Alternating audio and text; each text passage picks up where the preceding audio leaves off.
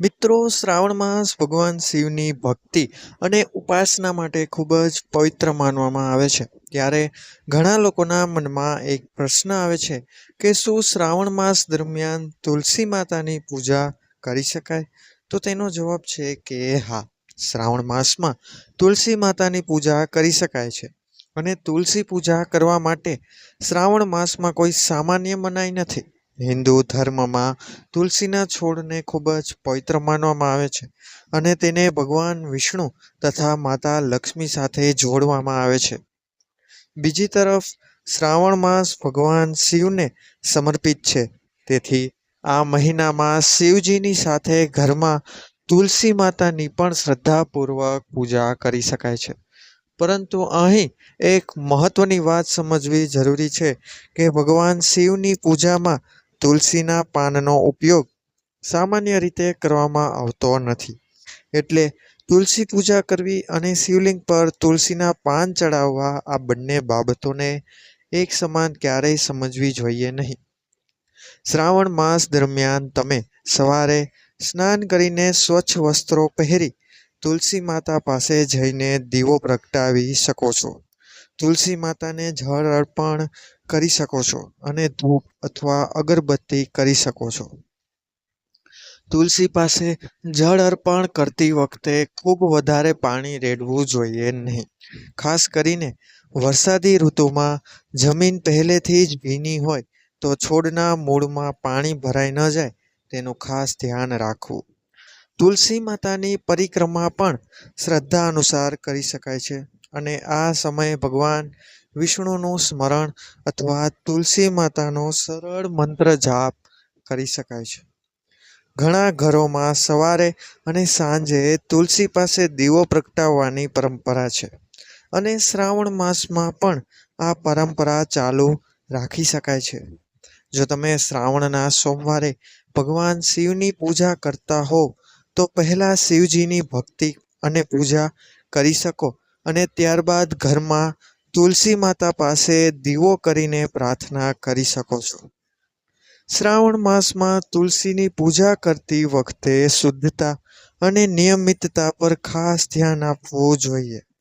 તુલસીના છોડને પગ ન લાગે તેની આસપાસ ગંદકી ન રાખવી અને છોડને નુકસાન ન થાય તેનું ધ્યાન રાખવું જોઈએ.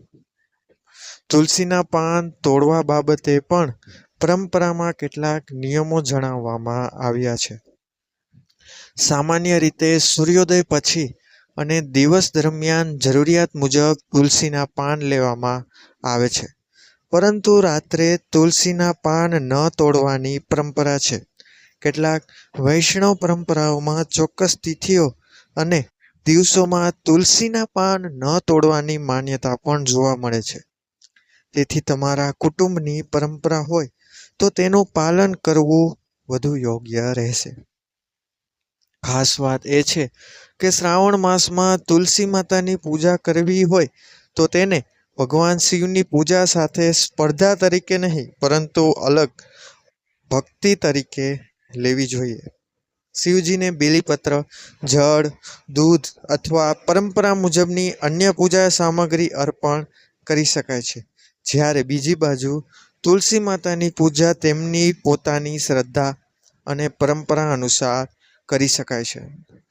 ઘણી વખત લોકો એવું માને છે કે શ્રાવણમાં માત્ર શિવજીની જ પૂજા કરવી જોઈએ અને બીજી કોઈ દેવી દેવતાની ઉપાસના ન કરવી જોઈએ, પરંતુ આવું સામાન્ય નિયમ નથી. શ્રાવણ માસ ભગવાન શિવની વિશેષ આરાધનાનો સમય છે, પરંતુ ઘરમાં અન્ય દેવી દેવતાઓની નિયમિત પૂજા કરવી મનાય છે એવું સર્વમાન્ય શાસ્ત્રીય નિયમ નથી. જો ઘરમાં તુલસીનો છોડ હોય તો તેની યોગ્ય સંભાળ રાખવી અને શ્રદ્ધાથી પૂજા કરવી શુભ પરંપરા માનવામાં આવે છે. સાંજે તુલસી પાસે દીવો કરતી વખતે મનને શાંત રાખીને ભગવાનને પરિવારના સુખ, શાંતિ અને સમૃદ્ધિ માટે પ્રાર્થના કરી શકાય છે.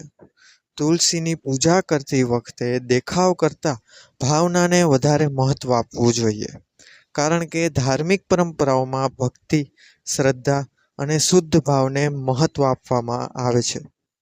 જો કોઈ વ્યક્તિને શિવજીની ભક્તિ સાથે તુલસી માતાની પૂજા પણ કરવી હોય તો તે નિસંકોચ કરી શકે છે, પરંતુ ભગવાન શિવને તુલસીના પાન અર્પણ કરવા બાબતે પોતાની સ્થાનિક અથવા કુટુંબની ધાર્મિક પરંપરા અનુસરવી જોઈએ. અંતમાં મિત્રો એટલું યાદ રાખો કે શ્રાવણ માસમાં તુલસી પૂજા કરી શકાય છે, પરંતુ તુલસી માતાની પૂજા અને ભગવાન શિવની પૂજાના નિયમોને અલગ અલગ રાખવા જોઈએ. સવારે સ્નાન કરીને તુલસી માતાને જળ અર્પણ કરો, દીવો પ્રગટાવો, પ્રાર્થના કરો અને શક્ય હોય તો થોડો સમય ભગવાનનું નામ સ્મરણ ચોક્કસપણે કરો. સાથે જ તુલસીના છોડની કુદરતી જરૂરિયાતોનું પણ ધ્યાન રાખો. વધારે પાણી, વધારે ખાતર કે વધારે પડતા પાન તોડવાથી છોડને નુકસાન ન થાય તેનું ખાસ ધ્યાન રાખો. શ્રાવણ માસ ભક્તિ, સંયમ અને સારા વિચારોનો મહિનો છે. તેથી આ સમગ્ર મહિનામાં માત્ર પૂજા વિધિ જ નહીં, પરંતુ સત્ય બોલવું, જરૂરિયાતમંદની મદદ કરવી, જીવ માત્ર પ્રત્યે દયા રાખવી અને મનમાં સારા વિચારો રાખવા જેવા સદકર્મો પણ કરવા જોઈએ. એટલે જો તમારા ઘરમાં તુલસી માતાનો છોડ છે તો શ્રાવણ માસમાં તેની પ્રેમ અને શ્રદ્ધાથી સેવા પૂજા કરો, ભગવાન શિવની આરાધના કરો અને બંને ઉપાસનાને તેમની પોતાની પરંપરા પ્રમાણે નિભાવશો તો તમારી ધાર્મિક ભાવના પણ જળવાશે અને ઘરમાં રહેલી પવિત્ર પરંપરા પણ સુંદર રીતે ચાલુ રહેશે.